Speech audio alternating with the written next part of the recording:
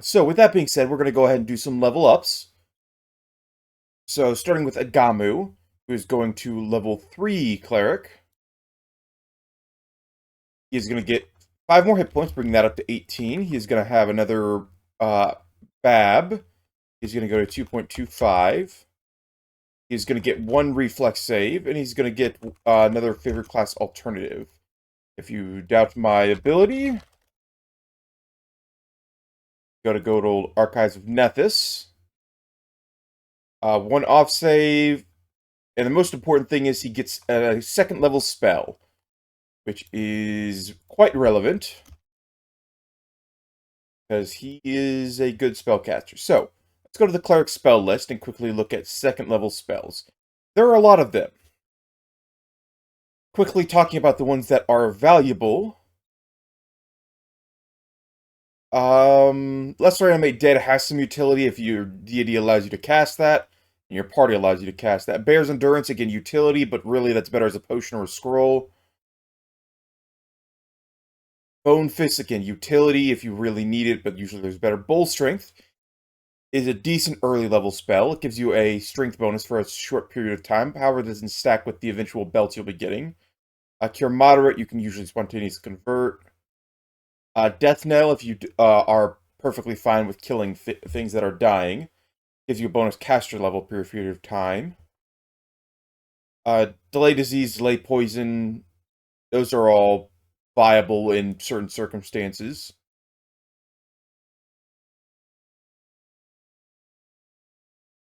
Ooh. Find Traps, is that...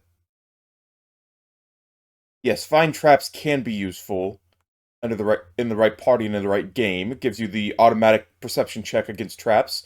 Duration being incredibly short is very annoying, but eh. Fear the Sun is a fun spell, but not a particularly powerful one. I just remember that because utility. A Hold Person is a pretty good spell, though it's only valuable against humanoids, and considering where we're going, we are not likely to encounter a lot of humanoids. Also, go ahead and turn off my old headset, because we're not going to be listening to much music here. Life Pact, another quite good spell. Again, short duration, but in certain boss fights can be useful. Whenever someone goes below 0 hit points, they're automatically trigger the effect, stealing 1 hit point from everybody else, and likely automatically stabilizing. Make Whole, you'll be casting during downtime sometimes. Protection from Chaos, or Evil, or Good. Protection from spells communal, again, good spells to cast. With Paralysis, specific circumstances. Resist Energy is a very, very good spell. However, I always recommend casting the communal one as opposed to the base one. This is kind of your bread and butter. Make yourself or your party take less damage. There's the one that protects you from all of it. However, that only goes up to a certain hit point total. This one just lasts a duration. And as you get higher and higher in level, it protects you from more and more damage. Eventually up to 15 or 30 points at level 11. So, for the most part, assuming you save, or even if you don't save, a max level fireball, or max level of magical effect, is only going to be doing somewhere in the maybe 50 damage, 60 damage for a maximized effect. So, you're going to be like half of that, assuming the absolute maximum. It's very, very good. Lesser Restoration, I always recommend having, and that's probably the spell I'm going to be casting, given most of the things we have encountered. I have 2 spells known. Oh, I spelled restoration. Restoration. Okay. Though that's one of the ones that I would say is probably viable to prepare as a unprepared spell, and then spend a minute during the day preparing it should you need it. Shield Other, in certain circumstances, can be very, very powerful. You and both another person wear these platinum rings, and you get some bonuses when you cast a spell. But most importantly, the subject takes only half damage, and you take the other half of the damage. So if you end up having a whole lot of con, it can be quite good, because they take half the damage, and you take half the damage, but you don't have to get close to them if you need to heal them. And there's certain builds that allow you to heal yourself, or you can get fast healing, or there's some builds that work around this quite well. Plus, splitting the damage when you're a channeler, always pretty decent. Silence doesn't allow them to cast certain spells, can be quite good. Sound Burst, it does a d8 points of sonic damage, no save for the damage part. May stun. The reason I like Sound Burst is there is often a time later down in the scenarios when NPCs have... There's a lot of low-level NPCs. This can be a very good spell for them to prepare, because eventually the party members can roll low, and it's always a guaranteed 1d8 damage that they're unlikely to resist. If you got a group of like 6 casters, have them all cast a Sound Burst, usually remarkably effective. Spiritual Weapon, another very, very good spell, usually cast at low level. It lasts a very short duration, but it does a d8 plus 1 per 3 cast level, so a d8 plus a little bit points of force damage. Using your Wisdom modifier plus your BAB as its attack bonus. I've never been a huge fan. The damage is low and the hit bonus is annoying, but a lot of people swear by it. So, eh. Here's to Wine is usually banned because it's ridiculous. And I guess that's really everything. The one further spell I'll talk about is Zone of Truth. Zone of Truth is not a very good spell. Specifically because you put it on an area, which is usually when you cast a spell, you have some, especially mental spells, you have some idea if the target failed or succeeded. However, Zone of Truth is on an area. All you know is that you successfully cast a spell. Whenever someone walks into the Zone of Truth, they get a will save. They are able to, if they make their save, you have no way of knowing if they failed or saved. You have no way of knowing if they're speaking the truth or not. As a result, almost completely useless. There's another spell, I can't think of the spell off the top of my head. It has a proper name, but it's a single target spell that you know if the target succeeded or failed. I think it's a 3rd or 4th or 5th level spell. Can't recall at the moment, but because it's single target and the spell description specifically says you know if the target succeeded or failed, it's perfect for interrogation. Because you say, if you don't, along the lines of, if you don't allow this spell, we're going to truth serum you. Cast a spell that makes you tell the truth, and if you fail or make your will save, we know you're hiding something and bad things will happen, or some diplomacy or intimidate that's relevant to the conversation. But use that so you know they're telling the truth, as opposed to Zone of Truth where you can't be sure. So in this case, not a whole lot of good spells. I'm not an offensive caster, as we've determined, so I'm just going to prepare 2 lesser restorations. We're going to need them both. They're going to both come up, and more than likely we're going to spontaneously convert them into Cure Light Wounds. So, yeah. Okay, next up on the docket of people to level up, we're going to go to Atis, who is similarly going to go to level 3, get 4 more hit points here, get another hit point here. You're not too bad. You should be at 1.5 BAB. You'll get 1 to both of your bad fortitude saves. That is going to be kind of... Oh, we totally forgot. Or I totally forgot. They also get a feat at 3rd level. So if we go to here, we go to feats. You have selective channel. Is there like an improved channel feat?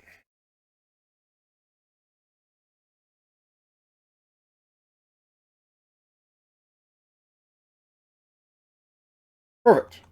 That's exactly what I'm looking for.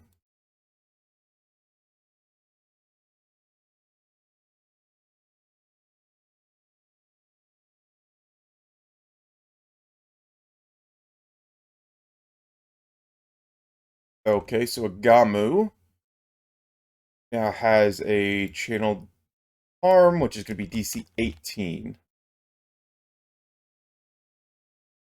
that correct? 10 plus 1 plus half your level plus 2. Yep, that's perfect. And, oh, also forgot, we also need to level up his skills. Ability, you've already maxed out your linguistics as far as you need to take it. Are you really good at linguistics? You're not particularly, so let's start giving you knowledge checks. We've determined that knowledge one is Cypress not good at. He's not good at a lot of them, we know that. Got the Blinding Flash. He's got religion, he's not got planes, nature, has got history.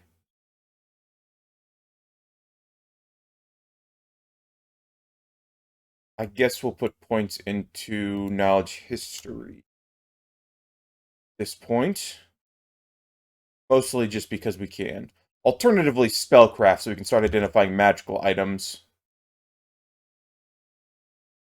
Again, doesn't have to be good at it, but just good enough to make it work. Okay, now we go to Pathfinder Sorcerer.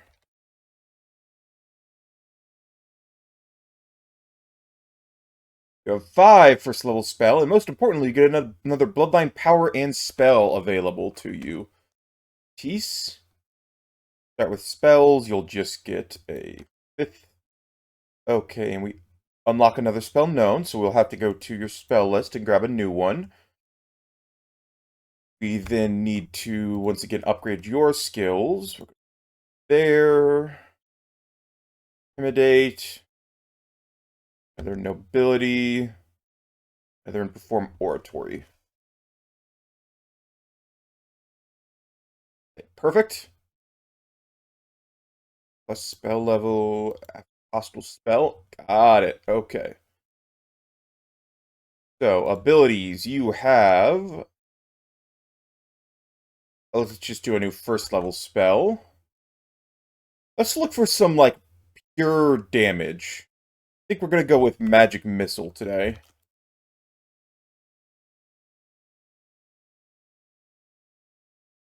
Color Spray has ended up being remarkably ineffective compared to where it could be. And Magic Missile is a fantastic low-level damaging spell. When do I trade out my first spell? I think it's 4th and every 2 above that. Yeah, upon reaching 4th level. So at 4th level, I'm probably going to be trading out Color Spray. For now, though, I'll hold on to it. Now, we have our Bloodlines, which are...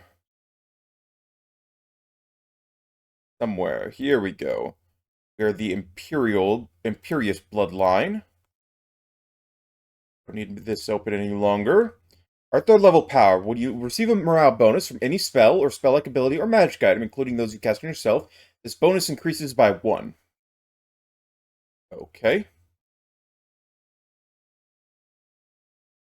Let's just go ahead and mark that down as Heroic Echo.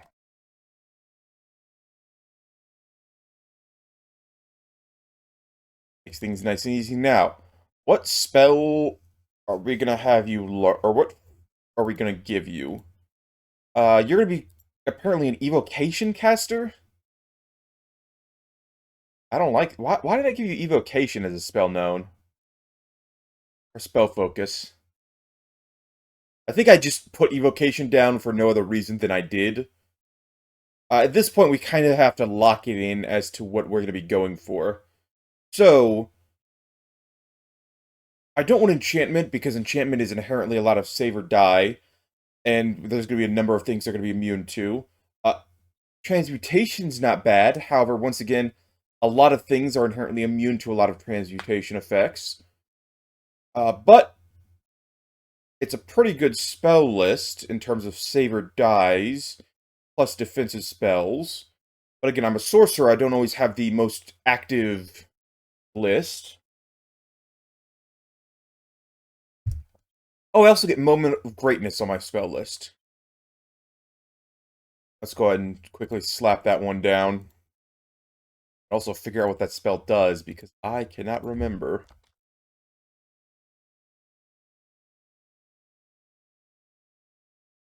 Okay, just click it, of course not. Pathfinder, Moment, Greatness.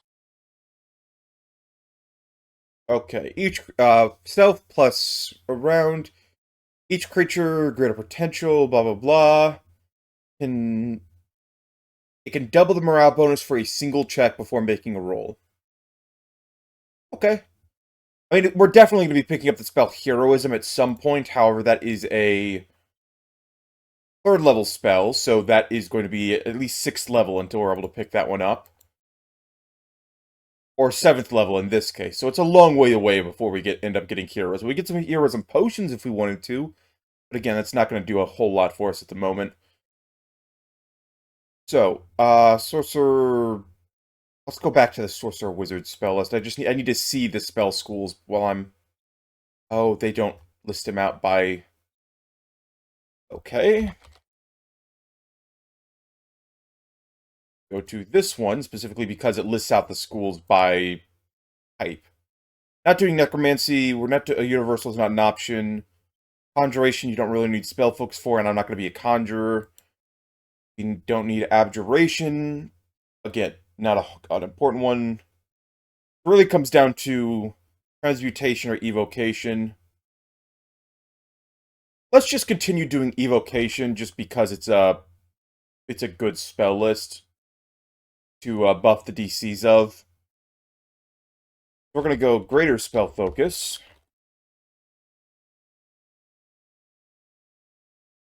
Evocation.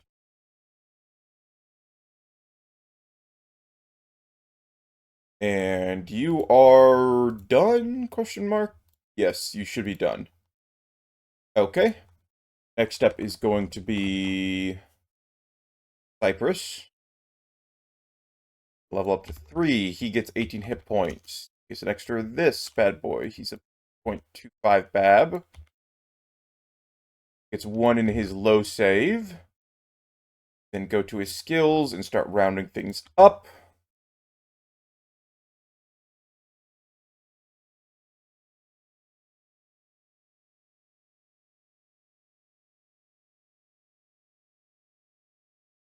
There's a lot of skills to round up. We recalc that. Go to skill ranks, make sure, yep, he's maxed out. Okay. Go to Pathfinder Alchemist.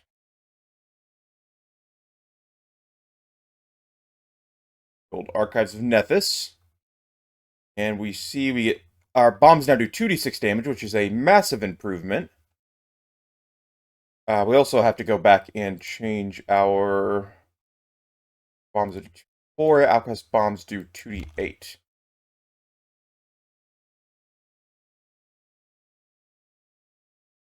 Why is the DC so... Isn't it supposed to be a higher?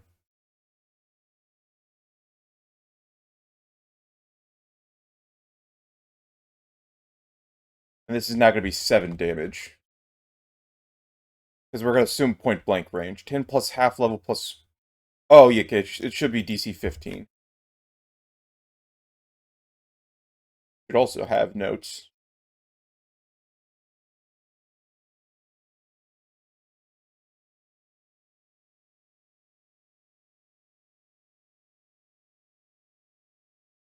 Okay. Now, as for other stuff, we do get a bonus feat. And we're going to be going for a precise shot.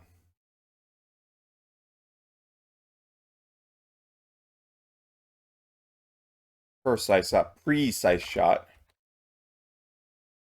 Okay, another one. This will negate the in melee penalty. And then at next level, we will get the feat discovery we really care about. For now, though, we're still probably going to be throwing near the bad guys. Next up, we do unlock a new first level spell. So let's start preparing a heightened awareness. And we're going to assume we have that up during the entire adventuring, or not adventuring period.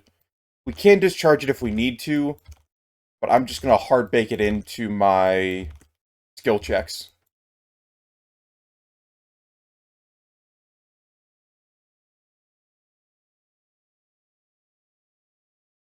Okay. And once again, he is done. Good to go. Now, next up, we have Shari and Big Green. Go to Pathfinder Hunter. Hunter might take a little bit longer, so I don't know exactly what I'm doing. Hunter Tactics and Teamwork Feat. Yes, she's going to take a little bit longer because she gets a new feature that we're going to have to discover together. 3, 5. I feel bad for being a partial Bab class. Wait, there's 6. Wow, okay, 6 plus 6. I totally forgot that. Okay, let's go to her skills and round those up. 3. 3. Oh, you do not need that many ranks in linguistics.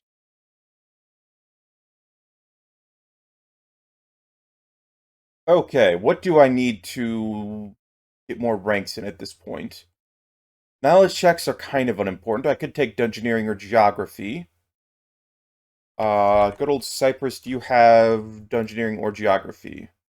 You have dungeoneering, you do not have geography. So that will be Shari's job for now.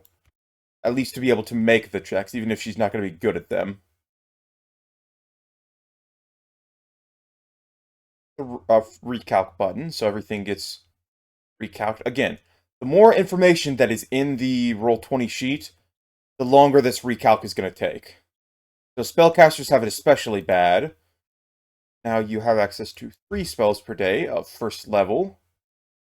And you know a new... Oh, you automatically know Summon Nature's Ally, so you get 1 more spell known. From the Druid Ranger spell list. Okay, quickly, probably Antall. Just so we never have to worry about carrying capacity again. And if any GM asks, that may have been something to prepare at first level as well. Just Antall your animal companion so you never have to keep track of carrying capacity. Long Strider, another good choice. It gives you, or in this case, your animal companion 10 extra movement speed.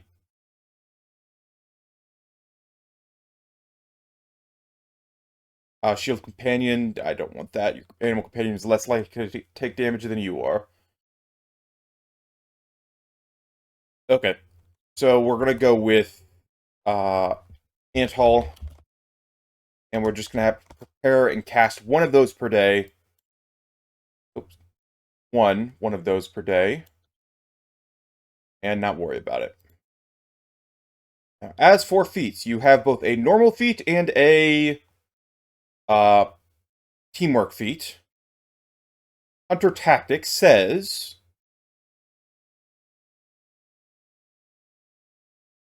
Where are we going? Where are we going?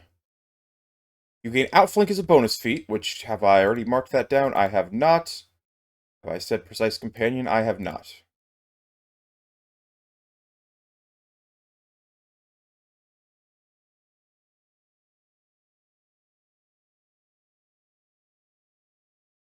Because it's Outflank as a bonus feat, which our Animal Companion also benefits from.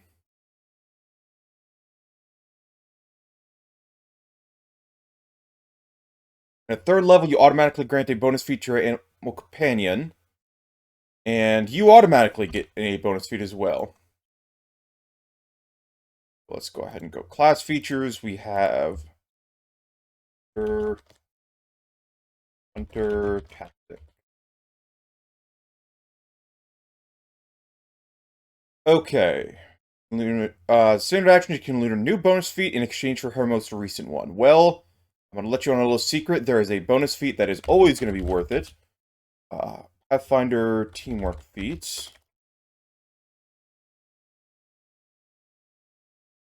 Go to Archives of Nethys. Flanking. Handed shot echoes. No. Nope. Pack flanking? Don't want it's the non-pack flanking one.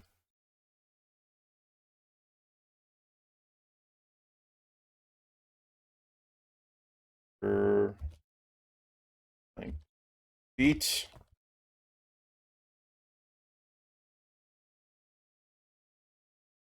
Pack flanking has the requirement. From an attack. Nope. Guide outflanking. You already get outflank, so we quickly scroll down to Paired Opportunist. That's the one I'm looking for.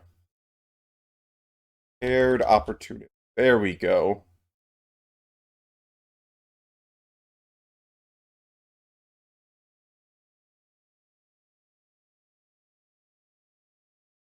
So for that, improved outflank is there.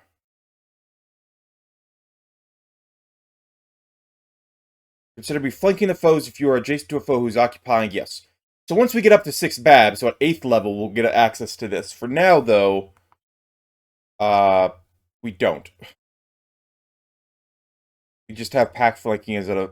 we can't take pack flanking, which is normally where you'd go at this level, but I did not get the requirements for it, because I specifically avoided the requirements for it, because I didn't find it all that required. So, instead, we are going for the other one of... Third Opportunist.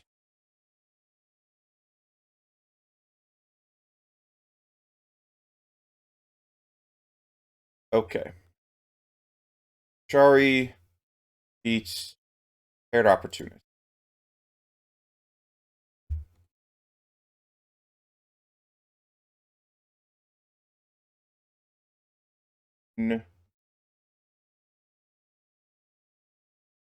+4 on attack opportunities, enemy that provoke from you, also provoke from any ally who has this feat.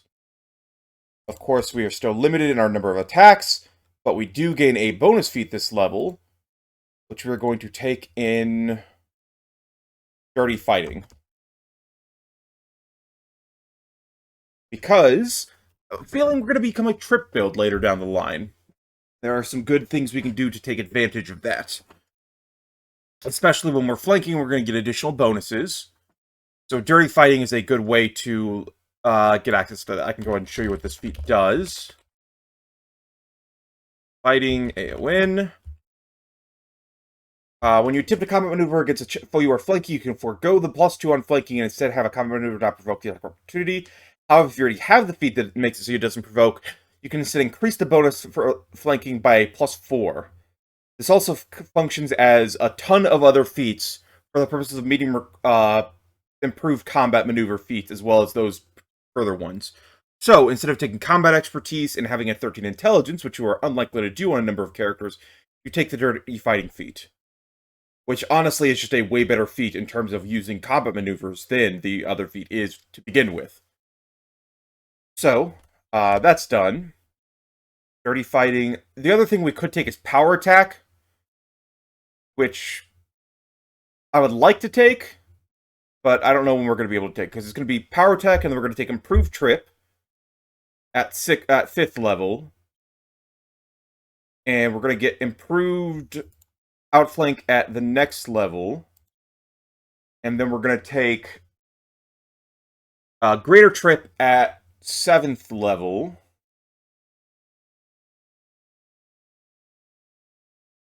Yeah, it's a ways off. The whole thought process is... Oh god, when am I going to have time for retraining?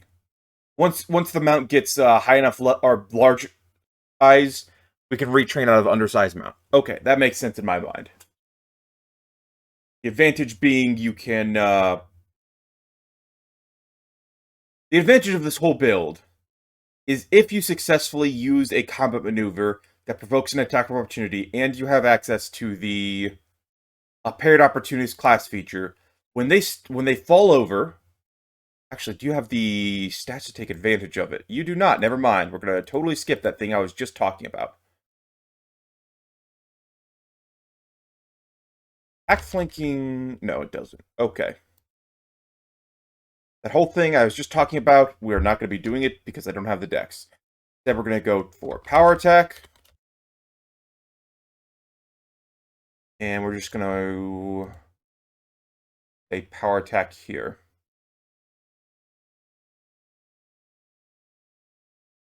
We do, however, have to multiply this by 1.5.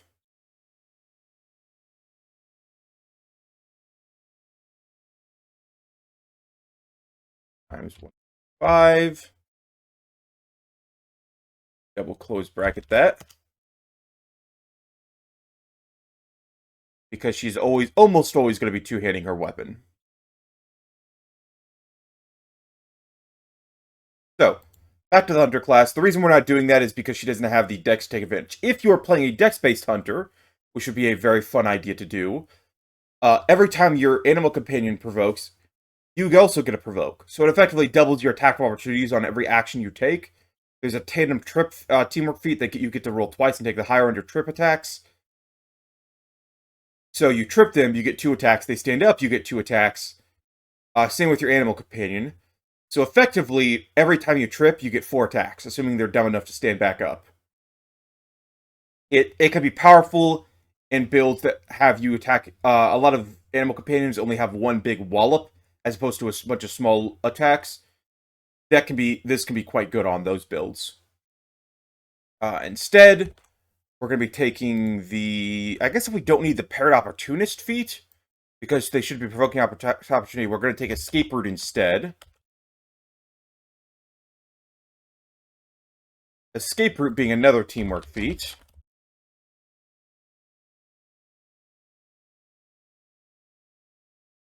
Now that his feat provokes no attack opportunities moving through squares adjacent to you or within your space.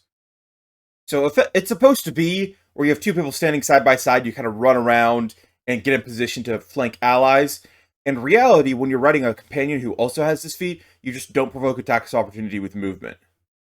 Because as you move, you're always going to be in areas that you are adjacent to you or within your space. So as you're moving together, you just don't provoke.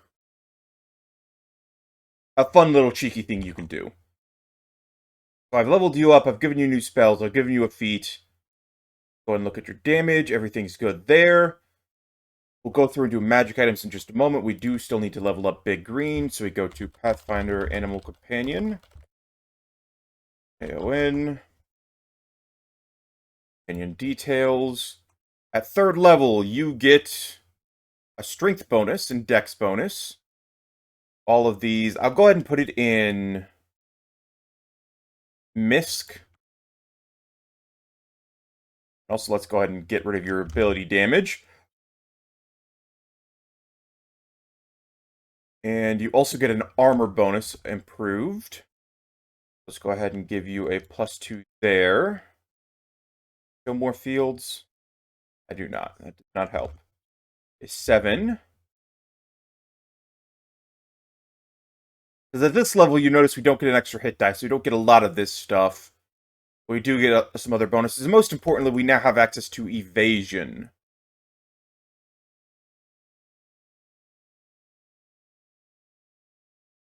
The combat reflexes is not required on this build. But, whatever. I don't feel too bad. Combat reflexes is still a good one because I have the extended reach. I have evasion as a class feature.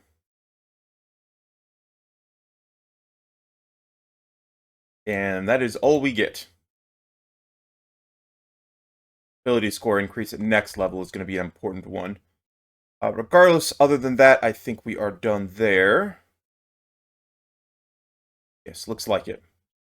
Okay, level ups have been done. However, Pathfinder character advancement is a common thing you need to go to. At 3rd level, you should have access to about 3,000 gold. So, what does that mean for our player characters?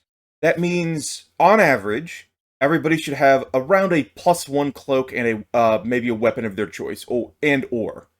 So in this case, we're going to go ahead and go to all of our companions, or all of our defenses, and we're going to, for some of them, we're going to give them +1 reflex, or bonus to their saves.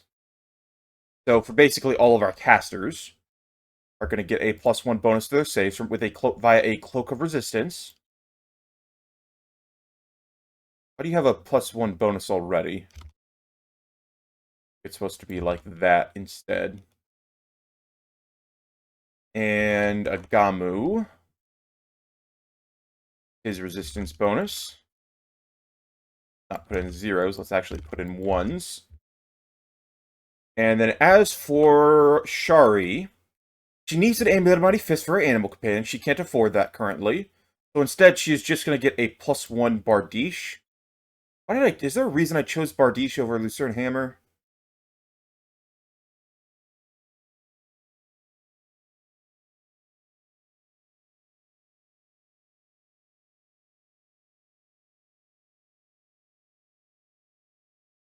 I feel like there's got to be a reason. Good old Bardiche. Oh, because it has an improved crit range. Right. And with improved outflank.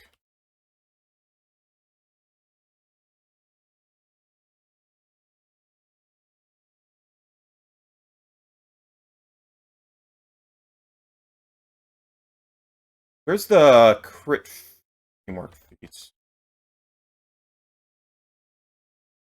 There's one that says whenever you provoke an attack of opportunity. No. Oh, yeah, perfect. Is it seize the moment? Yes, okay. It does require improved critical, which requires a BAB of 8, which is not going to happen for a long, long time. But seize the moment, and I guess there might be another one that I'm forgetting about. Nope.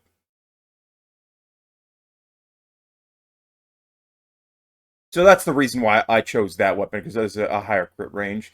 In reality, the Lucerne Hammer is probably better, but we're going to go ahead and give ourselves a +1 Bardiche. Which will give us +1 to hit with it.